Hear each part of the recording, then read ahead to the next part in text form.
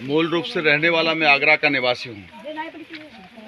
बहुजन मुक्ति पार्टी का national president हूँ और इत्तेफाक से ये सीट खाली हुई।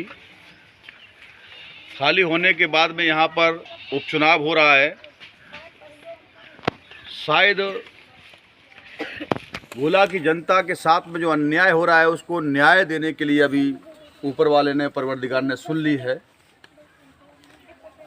तो इसलिए मुझे यहाँ भेजा है। अभी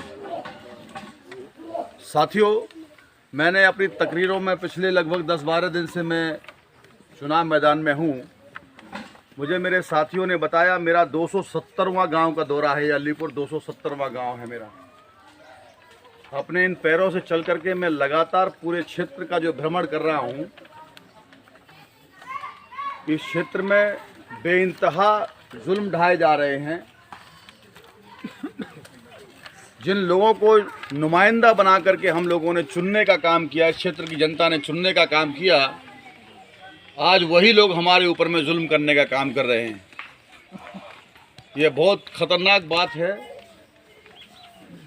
मुझे बताया गया कि एक वो अलीपुर गांव है जहां पर अल्लाह की इबादत करने की, इबादत खाने को भी रोकने का काम किया।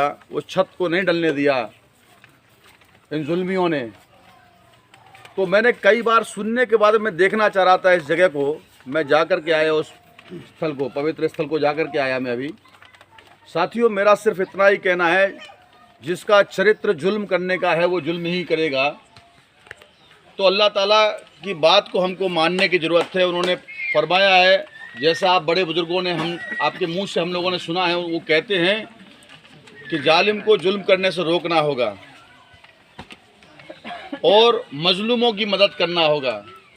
मैं भी मजलूम हूँ और आप लोग भी मजलूम हैं, आप भी सताए हुए लोग हैं। हमारे समाज के ऊपर में, एससी के ऊपर में आज 75 साल के बाद में भी मटका छू लेने पर हमारी पिटाई होती है और इतना पीटा जाता है कि उस हेडमास्टर के द्वारा जो मनुवादी था उसने पीट पीट करके हमारे लोगों को, उस बच्चे को मार दिया। 9 साल के बच्चे को। जालोर की घटना है। उसी तरीके से कभी पहलू खान को मारा जाता है तो कभी तबरेज अंसारी को मारा जाता है। ये लगातार ये सिलसिला देश के अंदर में चल रहा है। ये आरएसएस की जो सरकार है, ये मोहन भागवत के द्वारा संचालित हुई जो भाजपा की सरकार, डबल इंजन की सरकार है, ये आए दिन हमारे ऊपर में जुल्म ढा रही है। हमारी मस्जिदों से लाउड स्पीकर हटाने का काम भी कर रही है, बुलडोजर चलाने का काम करते हैं। तो ये लोग कल तक कभी आरएसएस के ही लोग थे जो आज समाजवादी पार्टी से टिकट लेकर के हमारे बीच में आ रहे हैं। उनकी तादाद, उनकी संख्या अगर देखी जाए तो महज 22,000 है उन लोगों की, और 45,000 के संख्या लगभग जो हमारे मुस्लिम साथियों की है। 60,000 65,000 के लगभग शेड्यूल कास्ट के चमार बिरादरी की, गौतम बिरादरी की संख्या है इस क्षेत्र में, मगर टिकट नहीं मिलता है उन लोगों को। 2,500 से 3,000 जाति के वाले लोगों को, संख्या वाले लोगों को, गिरी बिरादरी को बीजेपी टिकट देने का काम करती है। गिरी जी को हराना है तो तिवारी जी को जिताना क्षेत्र की मजबूरी थी। अगर तिवारी को हराना है तो गिरी को जिताना आप लोगों की मजबूरी थी, क्षेत्र की जनता की। जाए तो जाए कहाँ, ये समस्या थी इस क्षेत्र में। ये जानकारी जब हमको मिली तो दोस्तों हम लोगों ने फैसला लिया, अभी जनता के साथ में न्याय होगा और हम लोग इस उपचुनाव के अंदर में अभी चुनाव लड़ रहे हैं। मेरा चुनाव निशान चारपाई है, खटिया 6 नंबर का बटन है दोस्तों। और पहला भारत में एक ऐसा उम्मीदवार आया होगा, अपने जीवन में बहुत बार आप लोगों ने वोट दिया होगा। ये 100 रुपये के स्टाम्प पेपर पर लिख करके मैं जनता के साथ में एग्रीमेंट करके आपका वोट मांगने का काम कर रहा हूँ। अगर जीतने के बाद में, आपका वोट लेने के बाद में मैं आपका काम नहीं करता हूं, तो सबसे पहले तो मेरे खिलाफ में एफआईआर दर्ज होगी। दूसरे नंबर पर मुकदमा दर्ज होने के बाद में मुझे जेल होगी और विधायकी भी रद्द होगी। तो स्टैम्प पेपर पर लिख करके वोट मांगने वाली भारत की एकमात्र इकलौती पार्टी, जिसका नाम बहुजन मुक्ति पार्टी है। सारे देश भर में हम लोगों ने लड़ाई लड़ी। यही नहीं, आपने नाम सुना होगा जर्मन ब्रेकरी कांड का। वो जर्मन ब्रेकरी कांड में जो हमारे मुस्लिम भाई को जिसको मौत की सज़ा सुनाई गई थी जज के द्वारा, उसको मौत के मुंह से बचाने का काम वामन मेश्राम जी और हम लोगों ने किया था। न केवल उसको बेदार साबित किया, बेगुनाह साबित किया, बल्कि दोस्तों हम लोगों ने 2014 में अपनी पार्टी से उसको टिकट देने का भी काम किया। वो जिल्लत भी हम लोगों ने झेली थी उस वक्त में, जर्मन बेकरी कांड का जो मामला उठा था, आपको जानकारी होगी शायद। तो वो उसको बेगुनाह साबित किया, आज वो खुल्लम खुल्ला तौर पे काम कर रहा है। तो ये जुल्मी जो लोग हैं, इनके हौसले बुलंद हो रहे हैं, क्योंकि कहीं ना कहीं हमारे लोग उनको शक्ति, उनको ताकत देने का काम करते हैं। अल्लाह ताला की बात हम लोग मानते नहीं है, क्योंकि उन्होंने कहा जालिमों को छोड़ो, मजलूम के साथ खड़े हो जाओ। तो हमारी ताकत के बलबूते पर जालिम मजबूत नहीं होना चाहिए, इस बात की खबरदारी हम लोगों को लेने की ज़रूरत है। अभी साथियों, अभी तक कोई नहीं था, अभी आपके बीच में आपकी भाई लड़ रहा है और पूरे क्षेत्र में एक हल्ला मच गया है। अभी आज की तारीख में आप किसी भी गांव में पता कर लीजिए, कहीं पर भी, रायपुर गांव में सवेरे था, पूरा का पूरा गांव आज मेरे साथ में एक साथ होकर के लड़ाई लड़ने के लिए तैयार हो गया है। पूरे गांव का मैंने घर घर जा करके दौरा करने का काम किया। मैंने बताया आपको 270 गाँव में जा करके मैं अपने पैरों से जाके आया हूँ। शेड्यूल कास्ट का हर आदमी परेशान है, हर गन्ना किसानों का भुगतान नहीं हो रहा, ऐसे तमाम सारे मुद्दे हैं जिसको लेकर के मैं आप लोगों की लड़ाई लड़ रहा हूं, क्षेत्रवासियों की। एक बार मुझे अवसर दीजिए, क्योंकि मैं अकेला चुनाव नहीं लड़ रहा हूं, मेरे साथ में पूरे क्षेत्र की जनता चुनाव लड़ रही है। हर वो महिला जिसके ऊपर में, हर वो बेटी जिसके ऊपर में जघन्य अपराध होते हैं, बलात्कार होती है, बलात्कार की शिकार होती हैं, हर वो मेरा भाई मेरे साथ चुनाव लड़ रहा है। मुझे बहुत दुख हुआ, ये कोई इमोशनली बात नहीं है, ये हकीकत मैंने अपनी आंखों से देखी है। दोस्तों, किस तरीके से यहाँ पर इबादत करने के लिए भी हमारे लोग, अपना एक जगह भी नहीं है उनके पास में, वो छत को रोकने का काम किया। मैं यकीन दिलाता हूं दोस्तों, रिकॉर्डिंग है आपके सामने, कि अगर मुझे जनता अवसर देती है तो 6 महीने के अंदर में आपके साथ न्याय होगा। और ये जो छत रुकी हुई है, हर कीमत पर इसको जो है पूरा करवाने का काम मैं करूँगा, किसी भी कीमत पर ये रुकने वाला नहीं है। क्योंकि जब प्रधानमंत्री नरेंद्र मोदी ब्रांडिंग कर सकते हैं अपने धर्म के बारे में, वो आए दिन किसी न किसी मंदिर में जाकर के माथा पटकते रहते हैं। प्रधानमंत्री देश के इबादत करने का, पूजा अर्चना करने का उनको भी अधिकार है, मगर एज ए प्राइम मिनिस्टर वो केवल एक धर्म की बात करके उसको डंका बजाने का काम करते हैं।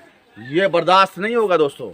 और दूसरे के लिए छतों को भी नहीं रोकने का काम करते हैं। ये दोनों ही जुल्म ढाने वाले लोग हैं।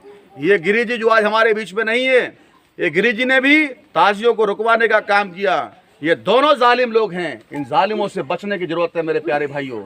अभी आपकी लड़ाई लड़ने वाला यहाँ पर एक शख्स आ गया है, जिसका नाम प्रवेंद्र प्रताप सिंह है। ज़्यादा बड़ी बात नहीं कर रहा हूँ, मेरे पीछे वो ताकत खड़ी हुई है, जैसे आरएसएस खड़ी है भाजपा के पीछे, वो बामसेप नाम का संगठन मेरे साथ में खड़ा हुआ है। वामन मेश्राम जैसी महान शख्सियत आज मेरे साथ खड़ी हुई है। चौधरी विकास पटेल जैसे पिछड़ों के नेता मेरे साथ खड़े हुए हैं। मेरे साथ खड़ी हुई है वो ताकत राष्ट्रीय मुस्लिम मोर्चा की, जिसके राष्ट्रीय सदर चांद मोहम्मद जी हैं, जो आज आपके साथ में आपकी इस लड़ाई को लड़ने का काम कर रहे हैं, आपके क्षेत्र में मौजूद हैं। मुझे जानकारी मिली वो शायद आपके क्षेत्र में यहाँ आकर के इस गांव में गए हैं और अभी आने वाले भी हैं। तो पूरे क्षेत्र में हर एक बिरादरी, हर समाज का गौतम से लेकर के बदलाव चाहता है। इन दोनों से पूरी तरीके से मुकाबला करने के लिए अभी तैयार हो गया है। ये बदलाव की दिशा में आप लोग आगे मदद करेंगे।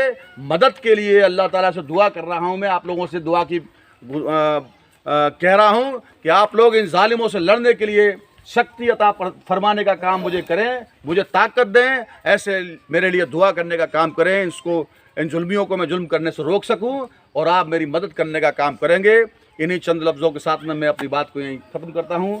आपने मुझे वक्त दिया, इसके लिए बहुत बहुत दिली शुक्रिया अदा करता हूं। और बदलाव के लिए आप एक साथ खड़े हो जाओ दोस्तों, आपके साथ में न्याय ज़रूर होगा। बहुत बहुत शुक्रिया। मैं 2-3 नारे आपके बीच में रखना चाहता हूं, जो हम लोग आज सारे लोग सफ़र कर रहे हैं। रास्ते से, बिजली से, पानी से, 2 वक्त की रोटी खाने से हमें आज पूरी तरीके से कमज़ोर कर दिया गया है। तो संदर्भ में मैं कहना चाहता हूं कि रोजी रोटी दे न सके जो वो सरकार निकम्मी है। जिन्होंने हमारे 2 वक्त के निवाले छीनने का काम किया, लॉकडाउन के अंदर में सारे रोजगार छीनने का काम किया। और इतना भयानक बात है कि हमें भीख के रूप में 5-5 किलो अनाज बांटने का काम किया जा रहा है। हम कुंटलों अनाज पैदा करने वाले मेहनत कश मजदूर किसान लोग हैं, लेकिन हमसे क्या हो रहा है, केवल 5 किलो अनाज दिया जा रहा है। बिजली पानी दे न सके जो, वो सरकार निकम्मी है। शिक्षा रोजगार दे न सके जो, वो सरकार निकम्मी है। तालीम को खत्म किया जा रहा है। मदरसों को कौन है वो जुल्म ढाने वाले लोग जो हमारे मदरसों को रुकवाने का, सर्वे कराने की बात करते हैं? अरे भाई, हमको कहीं जीने भी दोगे? अभी इनका बेड़ा गर्क होने वाला है, ज़्यादा वक्त नहीं है दोस्तों। अभी इनका सारा बोरिया बिस्तर गोल होने वाला है। ये हम लोगों को कहते हैं, हमारे मुसलमान भाइयों को कहते हैं कि पाकिस्तान चले जाओ, और हम कहते हैं कि आपको कहीं जाने की जरूरत नहीं है। हम एक माँ बाप, एक कुनबे खानदान के लोग हैं। अगर किसी की औकात है तो डीएनए करा के दिखाओ। डीएनए के अनुसार में कौन देशी है कौन विदेशी है सारा पता चल जाएगा। ये अल्पसंख्यक लोग, 3.5% संख्या वाले लोग, बहुत कम संख्या है इन लोगों की, इन मनवादियों की। और हमारे 15% मुस्लिम समाज के लोगों को कहते हैं, जिनकी संख्या 3% है, 3.5% है, 15% वालों को लोग कहते हैं कि ये लोग अल्पसंख्यक हैं। अरे जो खुद हमारे से 5 गुना ज़्यादा कम अल्पसंख्यक है, वो हमको कहता है। वो कहते हैं क्योंकि हमारे भाइयों का गुमराह करके हिंदू के नाम पर हम लोगों को वो गुमराह करने का काम करते हैं। अब हिंदू के नाम पर वो हमको गुमराह नहीं कर पा रहे हैं, क्योंकि बड़ी तंजीमें काम कर रही हैं। बामसेफ जैसी बड़ी महाशक्ति हमारे पीछे काम कर रही है, बेदारी लाने का काम कर रही है, कौम की फिक्र कर रही है। तो इसलिए मैं कह रहा हूं दोस्तों कि शिक्षा रोजगार दे न सके जो, वो सरकार निकम्मी है। सड़क रास्ते दे न सके जो, वो सरकार निकम्मी है। जो सरकार निकम्मी है, वो सरकार बदलनी है। इस निकम्मी सरकार को हम 2027 में बदलेंगे, 2024 में बदलेंगे, मगर एक क्रांति की शुरुआत, एक ज्वाला यहाँ से फूटनी चाहिए। पूरे मुल्क के अंदर में एक बड़ा मैसेज जाना चाहिए। ये काम हम लोग आने वाली 3 तारीख को करेंगे। बहुत बहुत शुक्रिया। अल्लाह हाफिज़ सभी साथियों को। आपने मुझे बहुत कीमती वक्त दिया, इसके लिए बहुत बहुत शुक्रिया, दिली